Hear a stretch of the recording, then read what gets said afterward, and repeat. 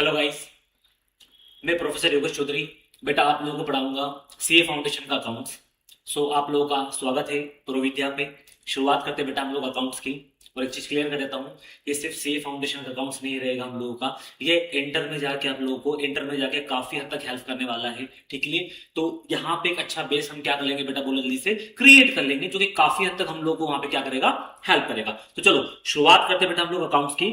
कि basically sir, पहला जो चैप्टर दे रखा है ना सीए फाउंडेशन में, उसका नाम क्या है हमारा, meaning and scope of accounting, ठीक है। कि बेसिकली अकाउंट्स क्या होता है और क्या स्कोप है अकाउंट्स का, ठीक है। तो सबसे पहले मीनिंग से शुरुआत करते हैं कि अकाउंटिंग होता क्या है। देखो कुछ भी नहीं है भाई, थोड़ा बहुत खैर आप लोगों ने 11th-12 में पढ़ा होगा, लेकिन एक बार प्रिसाइसली थोड़ा सा हम इसको अंडरस्टैंड करने की कोशिश करते समझते। अकाउंटिंग एक प्रोसेस है। Accounting is the process of identifying, जहां पे ट्रांजेक्शन को क्या करते हैं बेटा हम लोग, बोले जिसे आइडेंटिफाई करते, पहचानते हैं कि क्या ये जो ट्रांजेक्शन है हमारे बिजनेस से रिलेट कर रहा है या नहीं, इकोनॉमिक एक्टिविटी है या नहीं है, इसके अंदर मनी इन्वॉल्व है या नहीं है। तो पहले ट्रांजेक्शन को आइडेंटिफाई करना होता है कि ये बिजनेस से रिलेटेड है या हमारा पर्सनल ट्रांजेक्शन है। एक बार ट्रांजेक्शन को आपने क्या कर लिया, आइडेंटिफाई कर लिया, एक बार आपको पता चल गया कि ये जो ट्रांजेक्शन है ये तो हमारे बिजनेस से रिलेट करता है, और इसको तो हम मेजर भी कर सकते हैं कि कौन से टर्म में बेटा, मॉनेटरी टर्म्स में। तो फिर उसको सेकंड पॉइंट ये आ जाएगा कि अगर आपके बिजनेस से रिलेट करता है तो उसको मेजर करोगे in terms of money, measure करेंगे इन टर्म्स ऑफ मनी। तो अकाउंटिंग एक प्रोसेस है, एक कंटिन्यूस प्रोसेस है पूरी, जिसके अंदर हम क्या करते हैं, ट्रांजेक्शन को आइडेंटिफाई करते हैं, आइडेंटिफाई करने के बाद में फिर उसको मेजर करेंगे, measure in terms of money. How much for this, कि वो कितने रुपए का है, कितना अमाउंट उस ट्रांजेक्शन के अंदर क्या है बेटा हमारा, इन्वॉल्व है। देन उसके बाद में एक बार हमें अमाउंट पता चल गया कि जो फर्नीचर हम परचेस कर रहे हैं ना, वो फर्नीचर कितने का है, 5000 रुपीज का है। एक बार आपने उसको अगर मेजर कर लिया बेटा in terms of money, then उसके बाद में हम लोग क्या करते हैं, उसको रिकॉर्ड करते हैं। उसके बाद होगी बेटा रिकॉर्डिंग। वो जो रिकॉर्डिंग होगी ना, वो जेठालाल स्टाइल में नहीं होगी। यू नो जेठालाल जी लाल किताब के अंदर रिकॉर्ड करते थे ट्रांजेक्शंस को, अब ऐसा कुछ नहीं होता।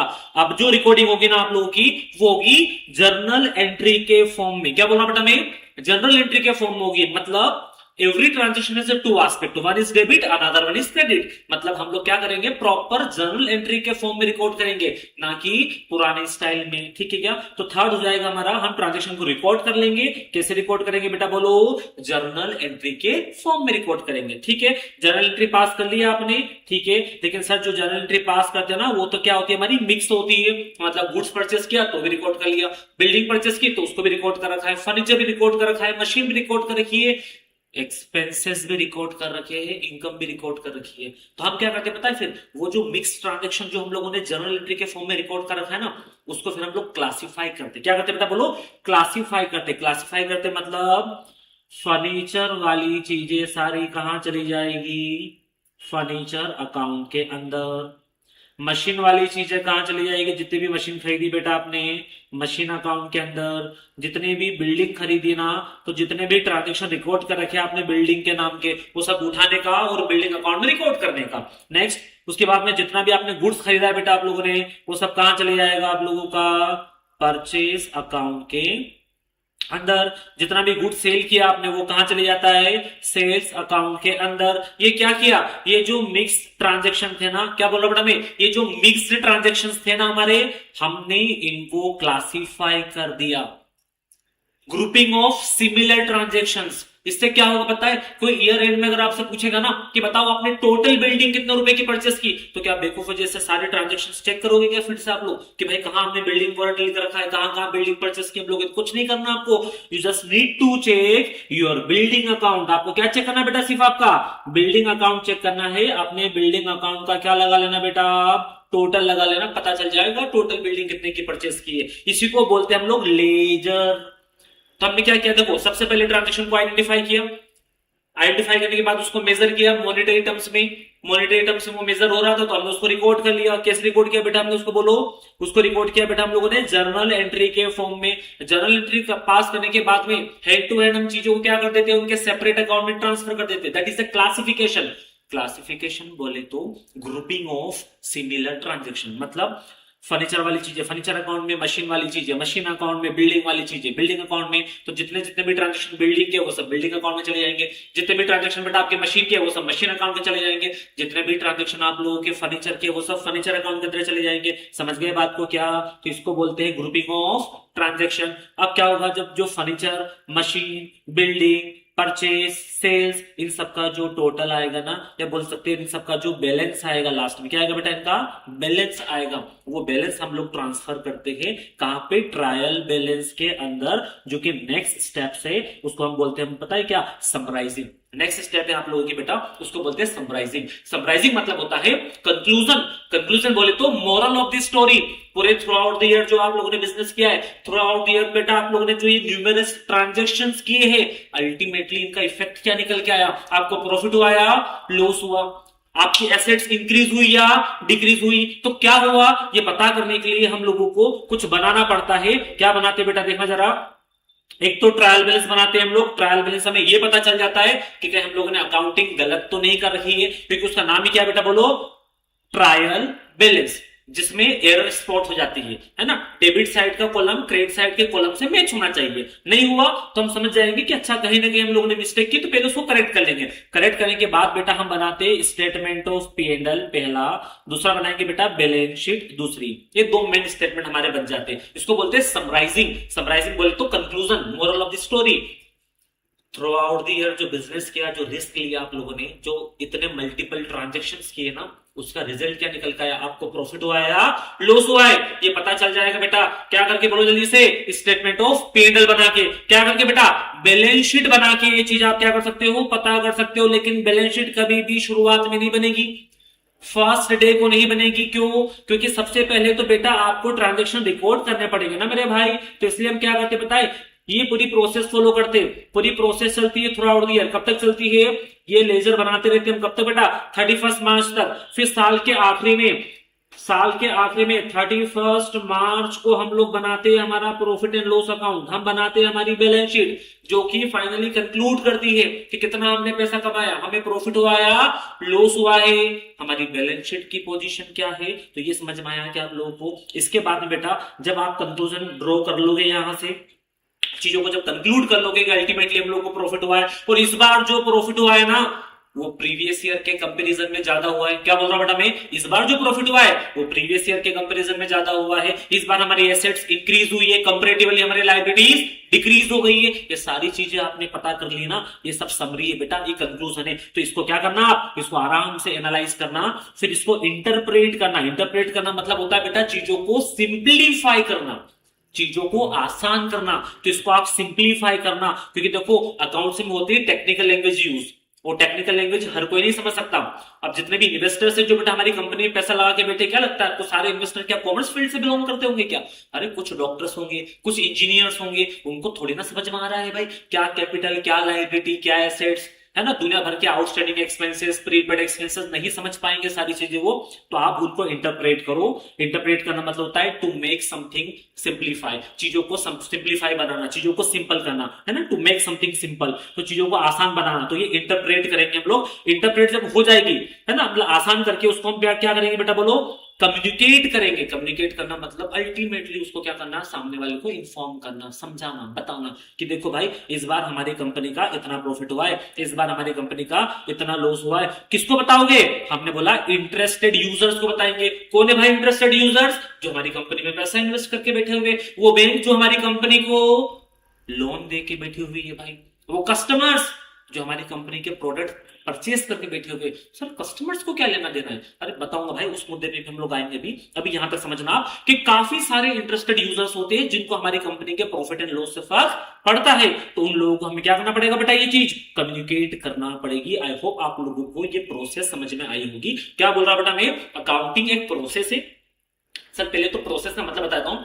प्रोसेस मतलब जिसके अंदर स्टेप बाय स्टेप हम लोगों को आगे बढ़ना होता है ना, उसको बोलते हैं प्रोसेस। मतलब वन टाइम टास्क नहीं कि बस ये कर लिया और काम हो गया आपका, जिसके अंदर अलग अलग स्टेप्स होती है। जैसे मैं बताऊं आपको, घर में खाना बनाते हैं हम लोग, दाल फ्राई करने की प्रोसेस है कि भाई सबसे पहले हम लोग क्या करेंगे, कढ़ाई लेंगे, उसके अंदर ऑयल डाला, ऑयल डालने के बाद में क्या कर दिया हम लोगों ने, सीधा दाल डाल दी, ऊपर से मसाला डाल दिया। नहीं से गलत हो जाएगा।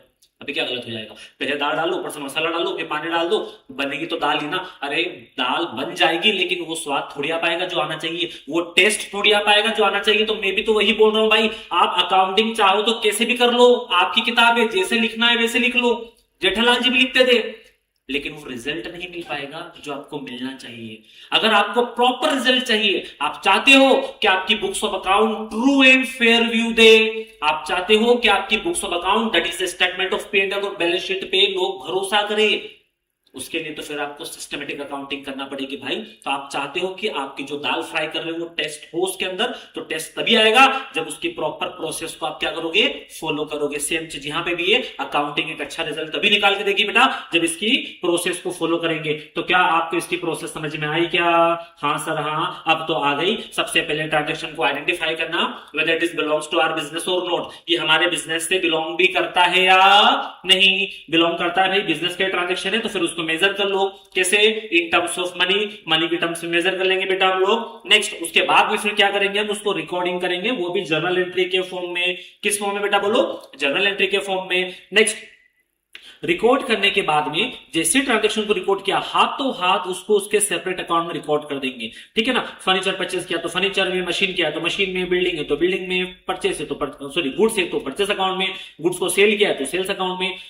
तो ये होता है क्लासिफिकेशन। क्लासिफिकेशन करने के बाद हम करते हैं समराइजिंग, दैट इज कंक्लूजन निकालना उसका।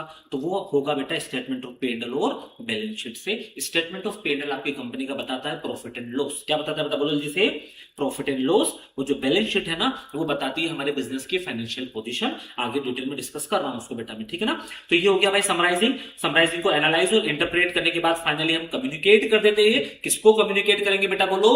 इंटरेस्टेड यूजर्स को कम्युनिकेट करेंगे। खत्म, ये हो गया अकाउंटिंग की प्रोसेस फिनिश हमारी।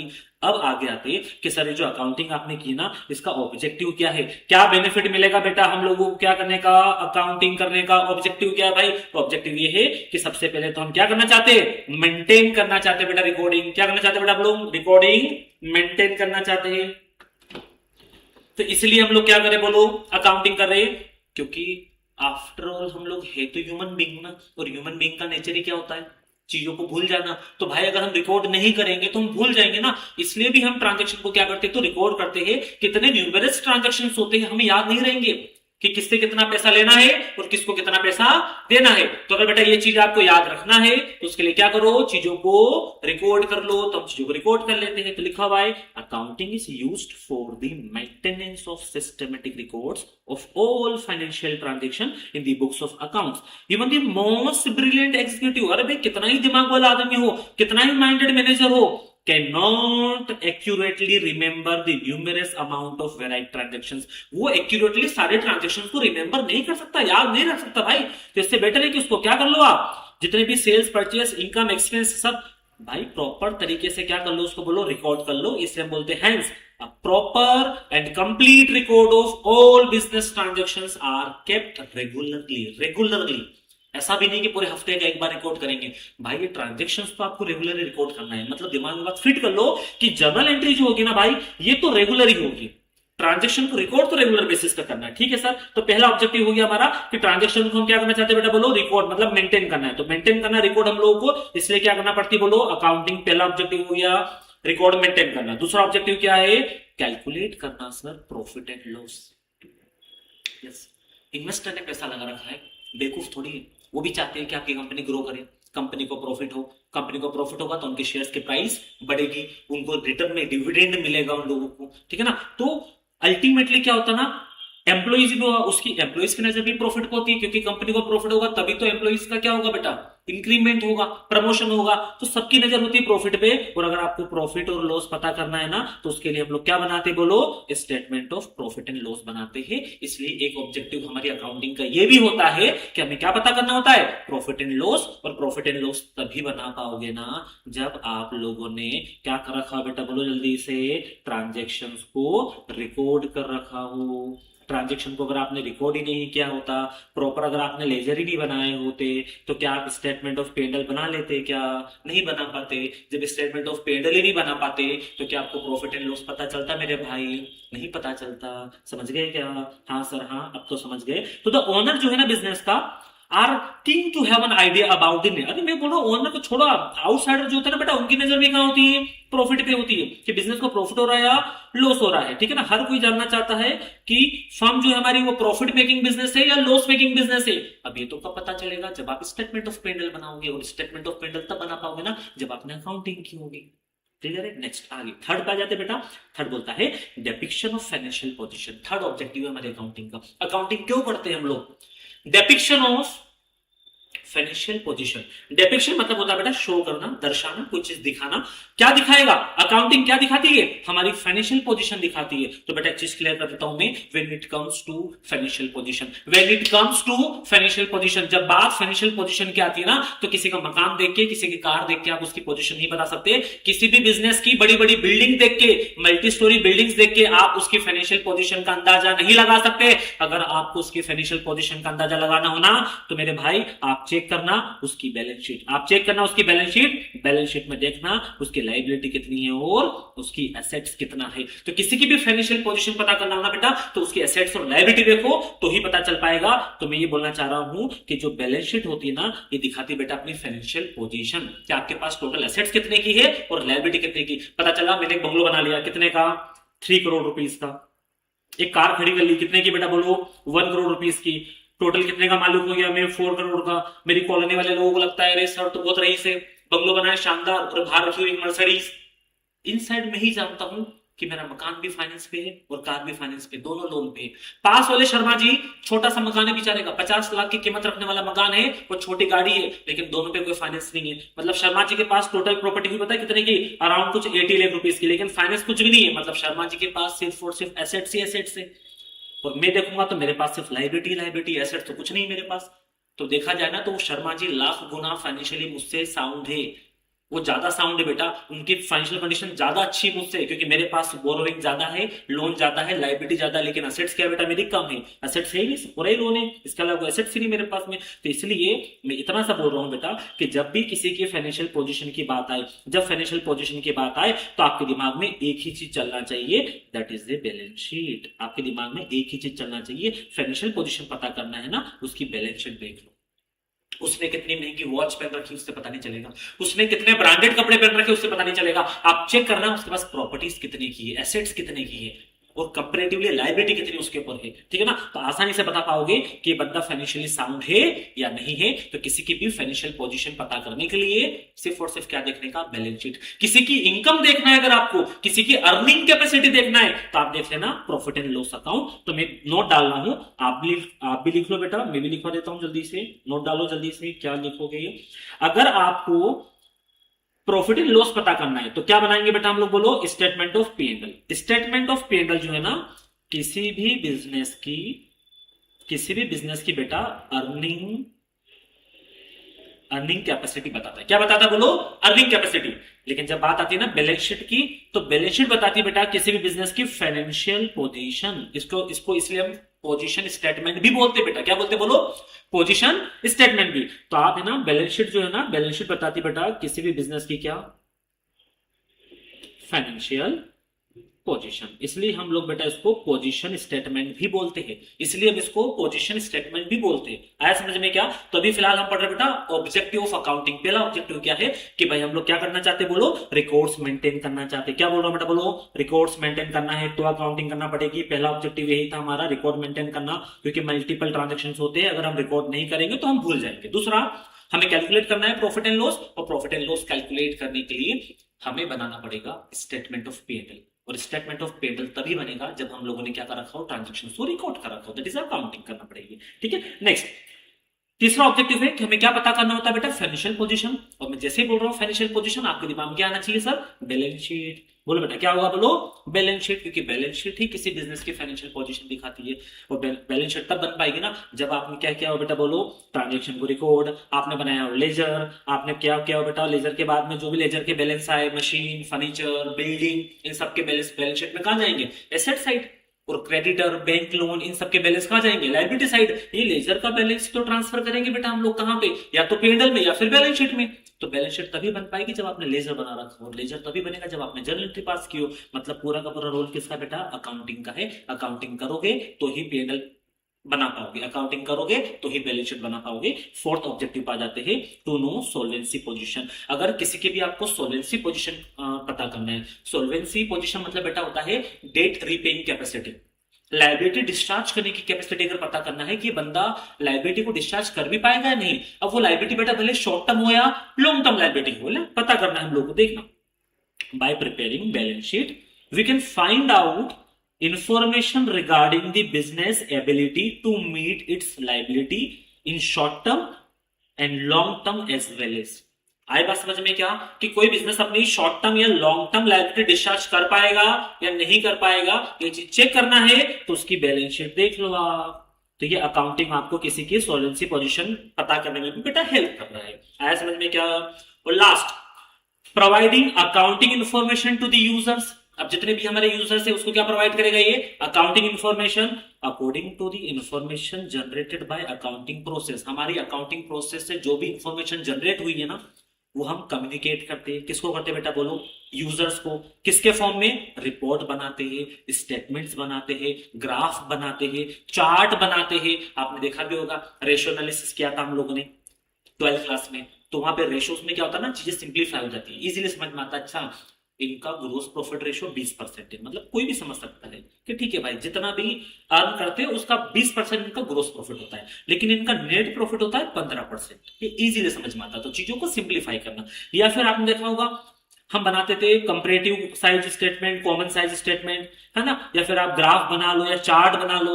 ये काफी हद तक हेल्प करते हैं सामने वाले बंदे को कम्युनिकेट करने में या उसको अंडरस्टैंड करने में। तो जब हम कम्युनिकेट करते हैं ना तो इनके फॉर्म में कम्युनिकेट करते हैं, ग्राफ के फॉर्म में, चार्ट के फॉर्म में, सो दैट यूजर्स जो है इजीली उसको अंडरस्टैंड कर पाए। यूजर्स जो है ना इजीली बेटा उसको अंडरस्टैंड कर पाए, समझ पाए उसको। समझ रहे हो क्या बात को। तो सर ये यूजर्स में कौन आता है, हमने बोला दो तरह के यूजर्स होते हैं, internal user and external users. Sir ये इंटरनल यूजर्स कौन है, कंपनी का मैनेजमेंट, बोर्ड ऑफ डायरेक्टर, आपके कंपनी के एम्प्लॉइज। देखो कंपनी के जो बोर्ड ऑफ डायरेक्टर्स होते हैं ना, मैनेजमेंट की बात करें, जो भी डिसीजंस लेंगे ना आंख बंद करके नहीं लेंगे। ये लोग क्या चेक करेंगे, कंपनी की अर्निंग कैपेसिटी। ये क्या चेक करेंगे, कंपनी की फाइनेंशियल पोजीशन। उसके बाद तो कोई डिसीजन लेंगे कि भाई अच्छा एक और जो बिजनेस सेल हो रहा है उसको खरीदना है या नहीं खरीदना है, बिजनेस को एक्सपांड करना है या नहीं करना है, बिजनेस को डाइवर्सिफाई करना है या नहीं करना है। ये सारे डिसीजन हम लोग हमारे बिजनेस की अर्निंग कैपेसिटी चेक करने के बाद ही लेंगे, हमारे बिजनेस की फाइनेंशियल पोजीशन चेक करने के बाद ही लेंगे। तो इसलिए कंपनी के बोर्ड ऑफ डायरेक्टर, कंपनी के मैनेजमेंट भी क्या हो गया बेटा हमारा, बोलो जल्दी से, इंटरनल यूजर हो गया। नेक्स्ट कंपनी के एम्प्लॉइज, इस कंपनी को या इस फर्म को या इस एंटरप्राइज को हमें कंटिन्यू करना है या नहीं करना है। एम्प्लॉय पूरा का पूरा बेटा जो डिसीजन है ना एम्प्लॉइज का, ये डिपेंड करता है आपके अर्निंग पे।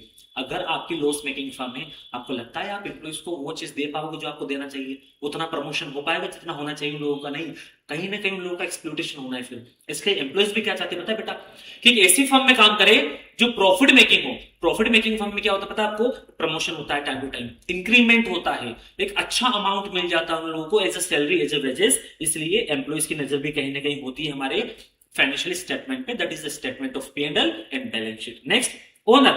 ओनर कौन हो गया, इन्वेस्टर्स, जिन्होंने कंपनी के शेयर खरीद रखे या जिन्होंने पैसा लगा रखा है, कंपनी का मालिक बेसिकली। तो ये जो ओनर होते हैं ना इनकी तो भाई नजर रहेगी ना, क्योंकि इनकी तो जान अटकी हुई है कहां पे बेटा बोलो, बिजनेस के अंदर। क्योंकि ये तो लाखों करोड़ रुपए लगा के बैठे हुए, अब ये नहीं देखेंगे तो कौन देखेगा भाई कि क्या चल रहा है बिजनेस के अंदर। तो इनकी नजर भी होती है कहां पे बोलो जल्दी से, कंपनी के स्टेटमेंट ऑफ P&L और कंपनी की बैलेंस शीट पे। तो ये यूजर्स हो गए, किसके यूजर्स हो गए, अकाउंटिंग इंफॉर्मेशन के या इंफॉर्मेशन प्रोवाइडेड बाय अकाउंटिंग। ठीक है ना, तो यूजर्स हो जाते हैं। इंटरनल यूजर समझ में आया। अब बात करते बेटा किसकी, एक्सटर्नल की। चलो एक्सटर्नल में कौन हो गया, पोटेंशियल इन्वेस्टर्स। पोटेंशियल इन्वेस्टर्स कौन होते हैं सर, वो इन्वेस्टर्स जो हाथ में पैसा लेके बैठे हुए, जिनका तक पोटेंशियल है वो आपकी कंपनी में पैसा इन्वेस्ट कर सकते हैं, जो रेडी है इन्वेस्ट करने के लिए। लेकिन उनको डिसाइड करना है कि ये पैसा जो इन्वेस्ट करना है ना इस कंपनी में करूं या इस वाली कंपनी में करूं। अब वो दोनों में से उस कंपनी में इन्वेस्ट करेंगे बेटा जिस कंपनी का प्रॉफिट ज्यादा होगा, जिस कंपनी की फाइनेंशियल पोजीशन अच्छी होगी। समझ रहे हो बात को क्या आप। तो मैं ये बोलना चाह रहा हूं कि जितने भी पोटेंशियल इन्वेस्टर्स होते हैं ना, जो इन्वेस्ट करना चाहते हैं, जो रेडी टू इन्वेस्ट है, वो ऐसी कंपनी ढूंढते हैं जिसकी अर्निंग अच्छी हो बेटा। क्या ढूंढेंगे वो, जिसकी अर्निंग जो है ना वो बढ़िया हो। दूसरा, जिसकी फाइनेंशियल पोजीशन बढ़िया हो। तो यही देखेंगे हम लोग कि भाई जिस भी बिजनेस की क्या है, फाइनेंशियल पोजीशन अच्छी है, उसी में पैसा क्या करने का, इन्वेस्ट करने का। Next customer. कस्टमर अभी मैं ऊपर बताया था, कस्टमर। सर कस्टमर को क्या लेना हमारी कंपनी के प्रॉफिट और लॉस से। कस्टमर भाई तुझे जो खरीदना है खरीद और निकलना, हमें प्रॉफिट हो रहा है लॉस, हम तो बेच रहे प्रोडक्ट, नहीं प्रॉब्लम क्या है। क्या आप एक ऐसी कंपनी की कार परचेस करना पसंद करोगे बेटा जो लॉस में चल रही है। आप शायद कुछ लोग हाँ भी बोल दे, लेकिन मैं बोलूंगा ना। क्योंकि अगर बेटा कोई कंपनी लॉस में चल रही है ना, ऑटोमोबाइल कंपनी लॉस में चल रही है, तो होगा क्या पता है, हो सकता है वो 2 या 3 साल बाद शायद बंद भी हो जाए। और अगर वो कंपनी बंद हो गई और हमने क्या खरीद ली उसकी कार, तो भाई साहब हम कार खरीद के बैठे हुए हैं, अब जब भी हम हमारी कार के क्या करवाने जाएंगे बेटा बोलो, सर्विस, तो हमें एक प्रॉब्लम फेस करना पड़ेगी। वो होगी पता है क्या, उसके पार्ट्स की। आपको पार्ट्स ही नहीं मिलेगा, अवेलेबिलिटी नहीं, क्योंकि कंपनी तो डिसकंटिन्यू कर चुकी है अपने बिजनेस को। तो प्रॉब्लम आती है फिर वहां पे। तो इसलिए पता है हम लोग क्या करते हैं, एक ऐसी कंपनी की कार परचेस करना पसंद करते हैं जो अच्छा अर्न कर रही है। जो जो जो अच्छा अर्न करेगा ना, तो उनके पास पैसा भी होगा रिसर्च एंड डेवलपमेंट पे खर्च करने का, तो वो R&D पे पैसा खर्च करते हैं। एक बेस्ट टेक्नोलॉजी के साथ में कम से कम प्राइस में अच्छे से अच्छे फीचर्स वाली कार बना पाएंगे वो लोग। लॉस मेकिंग फर्म ये सब नहीं कर पाती है, इसलिए कस्टमर देखना हर कोई जाता है कौन सी कंपनी के लिए, जिसके पार्ट्स इजिली अवेलेबल रहे, उन्हीं कंपनी के रहेंगे बेटा जो कंपनी अपने इंडिया के अंदर सस्टेन कर पाएगी। ठीक है क्या, चलो बढ़े आगे। इसलिए कस्टमर भी कहीं ना कहीं देखता है। दूसरा, फाइनेंशियल इंस्टीट्यूशंस तो देखेंगे ना भाई आपको क्या दे रहे वो लोग, तो लोन दे रहे। अब आप खुद भी अगर किसी को पैसा उधार दोगे तो उसकी फाइनेंशियल पोजीशन तो एक बार चेक करोगे ना। Next, supplier. सप्लायर कौन, जो आपको क्रेडिट में गुड सप्लाई कर रहा है। तो सप्लायर भी क्रेडिट में गुड सप्लाई करने से पहले क्या चेक करेगा, आपकी अर्निंग कैपेसिटी, आपकी फाइनेंशियल पोजीशन। ये खत्म हो गया हमारा। तो ये था बेटा हमारा objective of accounting. I hope आप लोगों को ये भी समझ में आया होगा। बड़े बेटा आगे क्या, तो पहला ऑब्जेक्टिव क्या पढ़ा हम लोगों ने sir, maintenance of record of business, है ना, बिजनेस के रिकॉर्ड्स मेंटेन करने में हेल्प मिलती है हम लोगों को। दूसरा, प्रॉफिट एंड लॉस कैलकुलेट कर पाएंगे, अर्निंग कैपेसिटी पता चल पाएगी हम लोगों को। तीसरा, फाइनेंशियल पोजीशन पता चल पाएगी, भाई बंदा कितना पानी में है या ये बिजनेस कितना पानी में है। नेक्स्ट, सोल्वेंसी पोजीशन पता चल पाएगी कि ये अपने लायबिलिटी डिस्चार्ज करने में कैपेबल है या नहीं है। नेक्स्ट, इसके बाद बेटा providing accounting information to the users, जितने भी हमारे इंटरनल और एक्सटर्नल यूजर्स है ना, उनको इन्फॉर्मेशन हम क्या कर पाएंगे, सप्लाई कर पाएंगे। तो ये हो गए इंटरनल यूजर, ये हो गए एक्सटर्नल यूजर, ये हो गया अपने थ्योरेटिकल पार्ट फर्स्ट चैप्टर का फिनिश। इसके अलावा सीए फाउंडेशन जैसे एग्जाम्स में कुछ थ्योरी में पूछते नहीं है, ठीक है, पहले चैप्टर से बता रहा हूं, है ना। तो इसके ऑब्जेक्टिव वो प्रोसेस एक बार देख लेना बेटा। अब हम आगे बढ़ते थोड़ा सा यहाँ से, एक प्रैक्टिकल क्वेश्चन भी मैं आपको करवा देता हूँ, ठीक है ना, क्योंकि थ्योरेटिकल तो हो गया सर बहुत, एक प्रैक्टिकल लगा लेते हैं हम लोग। अब प्रैक्टिकल क्वेश्चन में क्या होगा, हमें फाइनली पास करना है अकाउंटिंग प्रोसेस की फर्स्ट स्टेप्स, मतलब आइडेंटिफाई और मेजर करने के बाद थर्ड स्टेप देखिए। लेकिन प्रैक्टिकबिलिटी के हिसाब से देखें तो फर्स्ट स्टेप से ये ट्रांजेक्शन को रिकॉर्ड करना, तो ये आ गया जर्नल एंट्री, जहां ट्रांजेक्शन को हम रिकॉर्ड करने वाले हैं। लेकिन बेटा ट्रांजेक्शन को रिकॉर्ड करने से पहले आपको देखना पड़ेगा कुछ रूल्स अकाउंट्स के। तो पहले रूल क्लियर करवा रहा हूं मैं आपको।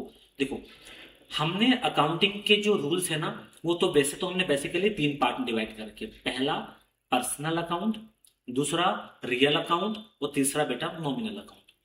पर्सनल अकाउंट लगता है किसी पर्सन के ऊपर, जैसे जैसे कोई भी नाम दिखाई दे आपको, राम, मोहन, श्याम, घनश्याम, राकेश, ये वो, या फिर किसी का नाम दिखाई दे आपको, प्रोविद्या हो गया आपका, टाटा कंपनी हो गई, रिलायंस कंपनी हो गई, ऐसे कुछ नाम दिखाई दे रहे ना आपको, नाम है मतलब वहां पे लगेगा अपना पर्सनल अकाउंट का रूल। अब पर्सन 2 तरह के, एक नेचुरल पर्सन आप और में, है ना, नेचुरल पर्सन भाई, दूसरा आर्टिफिशियल पर्सन। आर्टिफिशियल पर्सन मतलब बोले तो जो खुद से काम नहीं कर सकते, करवाना पड़ेगा, ठीक है ना। तो ये हो जाती है बेसिकली ऑर्गेनाइजेशन, जैसे टाटा कंपनी हो गया, है ना, आपका एसबीआई हो गया, एचडीएफसी बैंक हो गया, डीमार्ट हो गया, सैमसंग हो गया, प्रो विद्या हो गया, ये सब आर्टिफिशियल पर्सन से, ठीक है ना, नाम है खुद का लेकिन खुद से काम नहीं कर सकते। दूसरा बात, एसेट्स की बात करें बेटा, तो एसेट्स तो आपको पता ही है क्या होता है। एसेट्स पे लगेगा रियल अकाउंट, पर्सनल अकाउंट लगेगा पर्सन पे, रियल अकाउंट लगेगा एसेट्स पे। अब एसेट्स क्या होती है थोड़ा सा क्लियर कर रहा हूं, सुनना, चाहे तो नोट भी कर। एसेट्स मतलब होता है बेटा वो सारी चीजें जो हमारे बिजनेस को रेवेन्यू अर्न करने में हेल्प करती है, नोट कर लेना, वो सारी चीजें जो हमारे बिजनेस को रेवेन्यू, रेवेन्यू बोले तो इनकम, है ना, हमारे बिजनेस को रेवेन्यू या फिर इनकम क्या करती है बेटा, अर्न करने में क्या करती है बोलो, हेल्प करती है, वो सब एसेट्स होती है। अगर बिल्डिंग नहीं होगी तो गुड्स रखोगे कहां, आप अर्न नहीं कर पाओगे उतना रेवेन्यू। मशीन नहीं होगी तो गुड्स को बनाओगे कैसे आप। गुडविल भी हमारी एसेट से बन, क्योंकि गुडविल मतलब रेपुटेशन, उसकी वजह से तो हम ज्यादा अर्न कर पा रहे। ट्रेडमार्क भी हमारी एसेट से, भले इंटेंजिबल है लेकिन ट्रेडमार्क की वजह से कहने की हमारी सेल्स क्या होती है, इंक्रीज होती है, एक सेपरेट आइडेंटिटी क्रिएट होती है हमारे प्रोडक्ट की। तो ये सारी एसेट्स है जो हमें रेवेन्यू अर्न करने में हेल्प कर रही है। तो जहां जहां ये एसेट्स आपको दिखाई दे बेटा, building, furniture, machinery, goodwill, patent, trademark, ये वो सारी एसेट्स का नाम आपको पता ही है, तो इन पे लगा देना रियल अकाउंट का रूल। तीसरा, नॉमिनल अकाउंट, जो कि लगता है एक्सपेंसेस और इनकम पे। तो एक्सपेंसेस आपको, सॉरी, एक्सपेंसेस बेटा आपको पता है कि एक्सपेंसेस क्या होता है।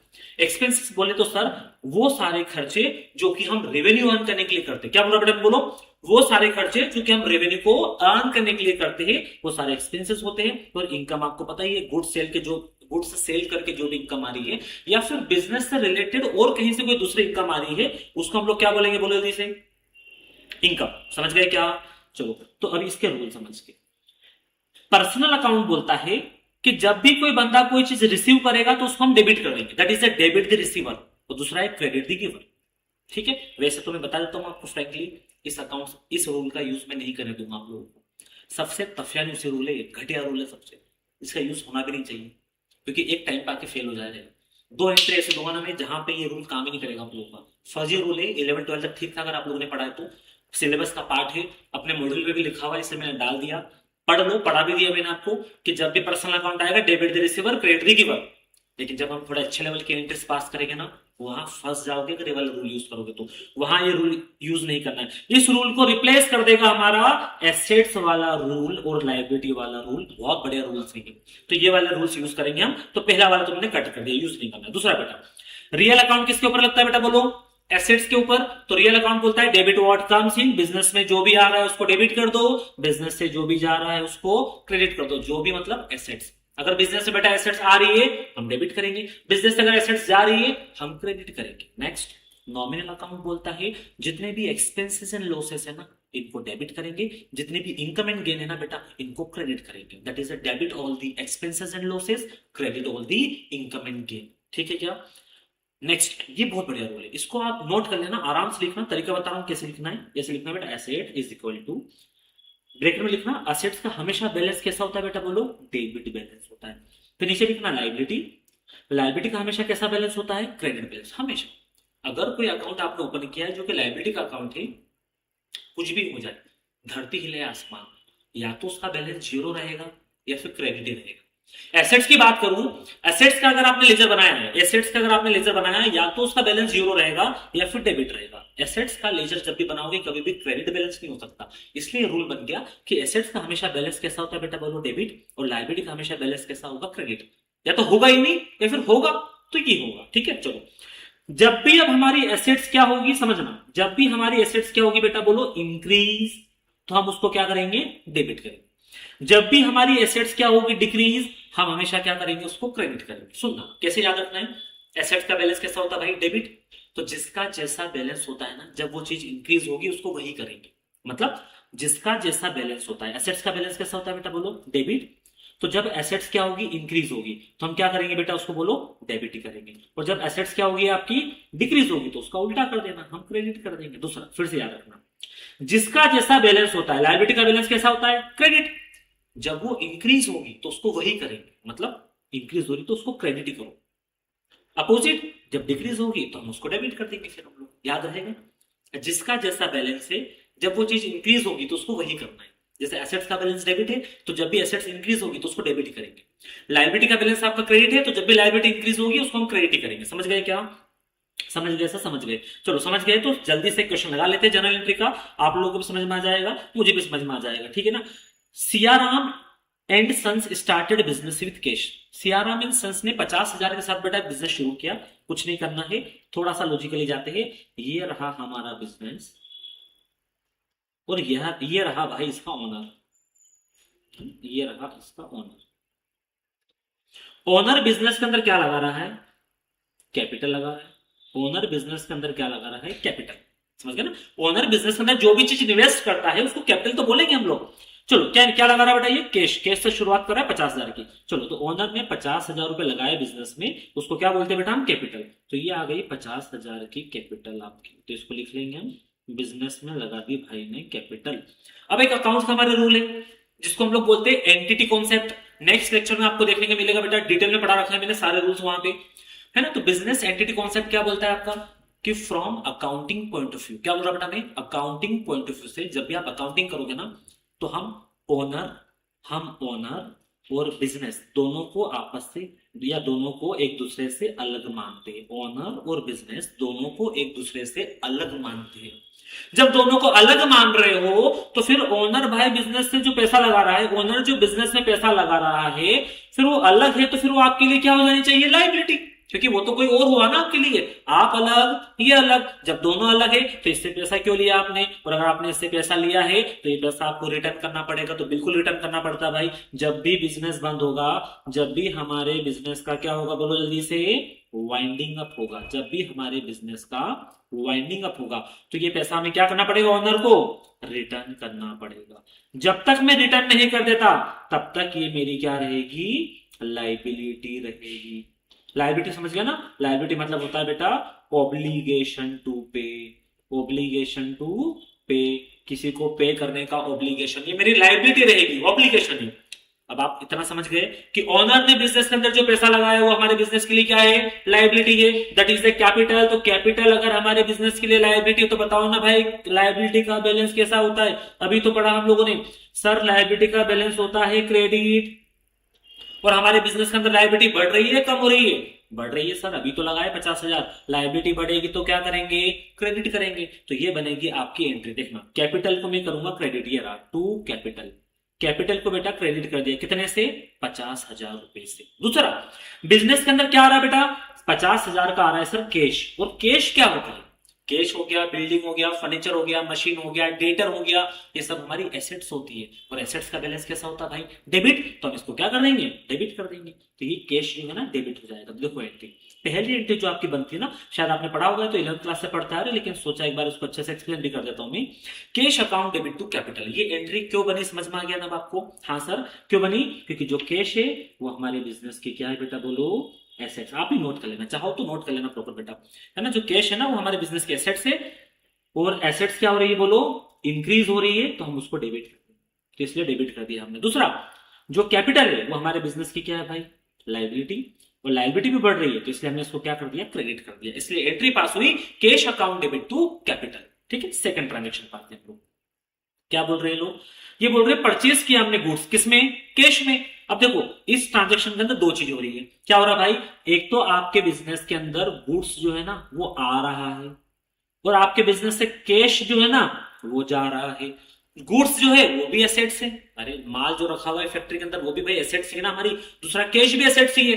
अब एक एसेट्स बढ़ रही है तो दूसरी एसेट्स कम हो रही है, देखो ना, एक एसेट्स अगर बढ़ रही है बिजनेस के अंदर, ये आ रहा है ना भाई, ये आ रहा है बिजनेस के अंदर, ठीक है ना, चलो तो आ रहा है, तो देखो गुड्स क्या हो रहा है हमारा, इसको ऐसे लिख देते अपन, इंक्रीज हो रहा है, और कैश क्या हो रहा है बेटा अपना, बोलो डिक्रीज हो रहा है, कैश जा रहा है हमारे पास तो डिक्रीज हो रहा है। क्या गुड्स हमारी एसेट्स है क्या, हाँ सर। क्या कैश भी हमारी एसेट्स है, हम बोलेंगे हाँ सर। एक एसेट्स बढ़ रही है, दूसरी एसेट्स कम हो रही है, एसेट्स का रूल अभी तो बताया भाई मैंने आपको, एसेट्स का बैलेंस डेबिट होता है, एसेट्स बढ़ेगी तो डेबिट कर देंगे, तो गुड्स बढ़ रहा है तो गुड्स को डेबिट कर देंगे, और कैश को क्या कर देंगे बेटा हम लोग, क्रेडिट। तो सर फिर तो एंट्री पास हुई, goods account debit to cash, नहीं नहीं ऐसा नहीं है, ऐसा बिल्कुल भी नहीं है। खैर आपको पता होगा, नहीं पता तो लिख लेना बेटा, जब भी गुड्स की बात आएगी, गुड्स पता ना क्या होता है, गुड्स बोले तो जिसके अंदर हमारा बिजनेस डील करता है, जिस चीज में भी डील करता है, जैसे महिपुर फर्नीचर वाला किस में डील करता है, फर्नीचर में, तो फर्नीचर गुड्स हो गया उसके लिए।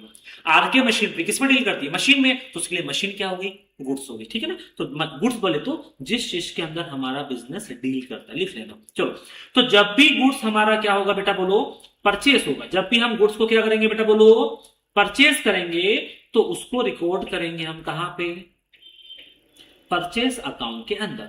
और जब भी गुड्स को हम लोग क्या करेंगे, सेल करेंगे, तो उसको रिकॉर्ड करेंगे हम लोग सेल्स अकाउंट के अंदर। और ऐसा सिर्फ और सिर्फ गुड्स के साथ होता है, गुड्स के अलावा अगर आपने कुछ और खरीदा, जैसे मान लो मैं फर्नीचर में डील करता हूं, फर्नीचर खरीदूंगा तो परचेस अकाउंट में, फर्नीचर को बेचा तो सेल्स अकाउंट में, लेकिन फर्नीचर के अलावा मतलब गुड्स के अलावा मैंने बिल्डिंग खरीदी, तो सो कहां लिखूंगा बेटा, बिल्डिंग अकाउंट में। बिल्डिंग को बेची तो कहां लिखूंगा, बिल्डिंग अकाउंट में, है ना, उसके लिए कॉमन अकाउंट होते हैं। सिर्फ एक अकेला गुड्स ऐसा है जिसको स्पेशल ट्रीटमेंट मिलता है, मतलब हम दो अकाउंट ओपन करते हैं, खरीदते टाइम परचेस अकाउंट में डालेंगे, बेचते टाइम सेल्स अकाउंट में डालते हैं, ठीक है।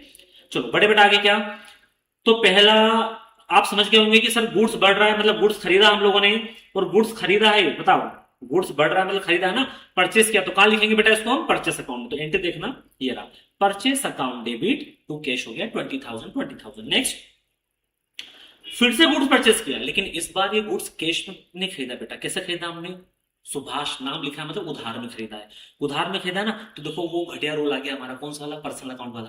पर्सनल अकाउंट बोलता है डेबिट तेरे से, अरे भाई नहीं मत उलझो ना, करना ही नहीं है, बस पढ़ लिया ना, अब उसको भूलो, डिलीट कर दो दिमाग से, अब नहीं पढ़ेंगे उसको।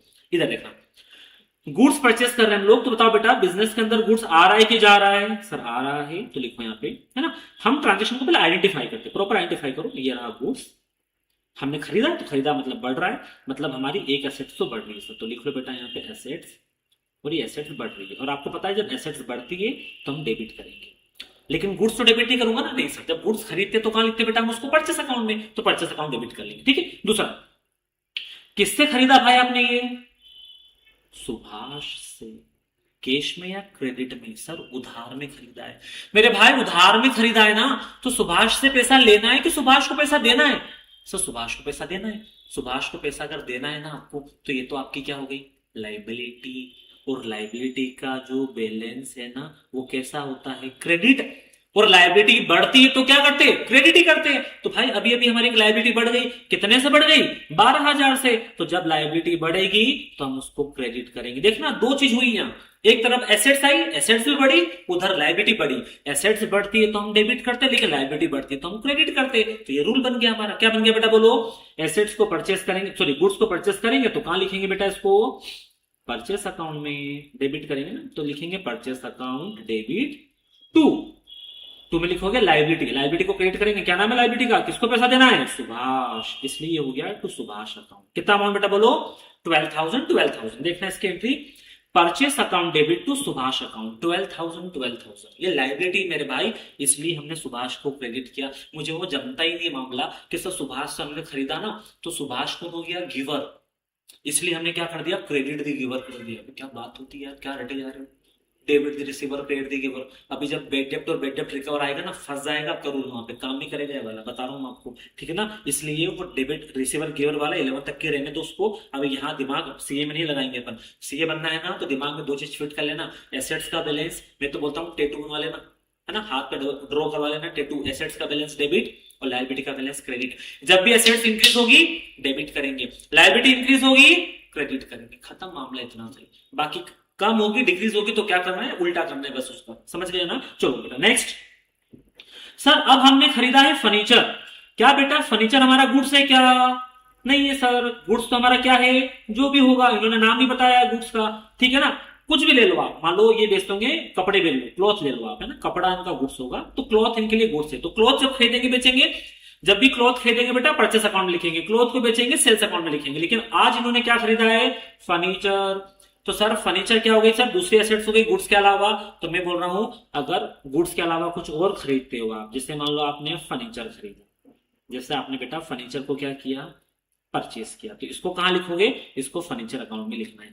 आपने फर्नीचर को सेल किया, कहां लिखोगे? इसको भी फर्नीचर अकाउंट में लिखना है। एक ही अकाउंट खुलेगा, एक ही अकाउंट खुलेगा, बस फर्क कितना रहेगा? डेबिट करेंगे या फिर क्रेडिट करेंगे। खरीदेंगे तो डेबिट, बेचेंगे तो क्रेडिट। अभी आते मुद्दे पे चलो। तो मुझे जल्दी से बताना बेटा, हमने फर्नीचर खरीदा है या बेचा है? सर खरीदा है। जब बेटा खरीदा है तो बताओ फर्नीचर हमारा बढ़ा या कम हुआ? सर बढ़ गया। फर्नीचर क्या हमारी एसेट से?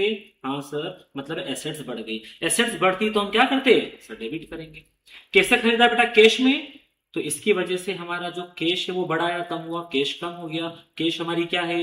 कैश भी सर एसेट से, मतलब एक एसेट्स कम हो गई। एसेट्स कम होती है तो हम क्या करते हैं? क्रेडिट करते। खत्म हो गया मामला, समझ गए होंगे आप। Furniture account debit to cash, इसकी एंट्री पास कर देंगे लोग। ये रहा भाई, furniture account debit to cash 6,000। 6,000 समझ गए क्या? हाँ सर समझ गया, तो हो जाएगा। अब देखना मजे की बात, paid cash to Subhash. Finally Subhash को हम पेमेंट कर रहे हैं। कौन है सर? सुभाष, ये रहा। अब क्या होता है सर, हम सुभाष को पेमेंट कर रहे हैं ना, तो जब हम सुभाष को पैसा देंगे तो उस टाइम पे सुभाष पता है क्या कर रहा होगा? पैसे को रिसीव कर रहा होगा सर, तो इसलिए वो क्या हो गया? रिसीवर। इसलिए हम क्या कर देते? Debit the receiver. ना ना ना ना, बिल्कुल नहीं करेंगे ऐसा। हम क्या करेंगे, अब समझना बात को। मुझे ये बताओ कि हमने सुभाष को, जब हमने सुभाष से माल उधार में खरीदा था तो हमने क्या किया था? सुभाष को क्रेडिट किया था। क्यों किया था? क्योंकि वो लाइबिलिटी थी। कितने से लाइबिलिटी क्रिएट की बेटा हमने? 12,000 से। लेकिन आज सुभाष को मैं कितने रुपए दे रहा हूं? 8,000। तो 8,000 से मेरी लाइबिलिटी क्या हो जाएगी? कम हो जाएगी। हमने रूल में पढ़ा तो है भाई कि लाइबिलिटी अगर आपकी कम करना हो, डिक्रीज, तो क्या कर लो? उसको डेबिट। इसलिए सुभाष को हमने डेबिट कर दिया यहाँ पे 8,000 से, क्योंकि 8,000 से हमारी लाइबिलिटी कम हो रही थी। तो हमें ये रूल लगाना बेटा कि जब उसको क्रेडिट किया था तब लाइबिलिटी बढ़ रही थी, आज हम सुभाष को पैसा दे रहे हैं ना, तो लाइबिलिटी हमारी क्या हो रही है, कम हो रही है, इसलिए हम लोग उसको डेबिट कर रहे हैं। टू कैश, हमारे पास से कैश जा रहा है, मतलब एसेट्स कम हो रही है, एसेट्स कम होती तो हम क्या करते, क्रेडिट करते, खत्म। नेक्स्ट, फिर से गुड्स परचेस किया है किससे भाई, रवि से, लेकिन नाम भी लिखा और कैश भी लिखा, मतलब कैश में खरीदा है, तो सीधे समझ है sir purchase account debit to cash कर देंगे, ये तो बन जाएगा तेरा purchase account debit to cash. Goods आ रहा है, एसेट्स बढ़ रही है, तो हमने क्या कर दिया भाई डेबिट, एक एसेट्स कम हो रही है हमारी, तो इसको हमने क्रेडिट कर दिया, ठीक है ना। चलो नेक्स्ट, फिर गुड्स परचेस किया हमने किससे, रवि से, अब सिर्फ नाम लिखा है, मतलब कैसे खरीदा बेटा हमने, ये उधार में, तो गुड्स आ रहा है तो परचेस अकाउंट में चले जाएगा, ये आ गया, गुड्स आ रहा है तो परचेस अकाउंट में चले गया 5,000 रुपए, एसेट्स बढ़ रही है भाई आपकी, डेबिट कर दिया हम लोगों ने, लेकिन कैसे खरीदा हमने, उधार में, उधार में खरीदा मतलब रवि से खरीदा है, तो रवि हमारी हो गई लाइबिलिटी, लाइबिलिटी का बैलेंस क्रेडिट, लाइबिलिटी बढ़ रही है, क्रेडिट कर दिया हमने। नेक्स्ट, मशीन खरीदी, मैं बोल रहा हूं ना, गुड्स के अलावा कुछ भी खरीदो सब अपने सेपरेट अकाउंट में जाएंगे, गुड्स खरीदा होता तो परचेस अकाउंट में जाएगा, गुड्स बेचा होगा तो सेल्स अकाउंट में जाएगा, लेकिन गुड्स के अलावा अगर आप फर्नीचर खरीद रहे हो, फर्नीचर अकाउंट डेबिट करेंगे, मशीन खरीद रहे हो, मशीन अकाउंट डेबिट करेंगे, तो ये लो भाई मशीन अकाउंट डेबिट आपका, मशीन बढ़ गई, एक एसेट्स बढ़ गई हमारी, कितने से बढ़ गई बेटा बोलो, 8,000 से, वही दूसरी एसेट्स हमारी क्या हो गई, कम हो गई, कितने से, 8,000 से, तो एक एसेट जो इंक्रीज हुई उसको डेबिट कर दिया, जो डिक्रीज हुई उसको क्रेडिट कर दिया। लास्ट लास्ट लास्ट, इसमें नॉमिनल अकाउंट यूज हो जाएगा अपना, सर हमने रेंट पे किया, बेटा रेंट हमारे लिए इनकम या एक्सपेंसेस है,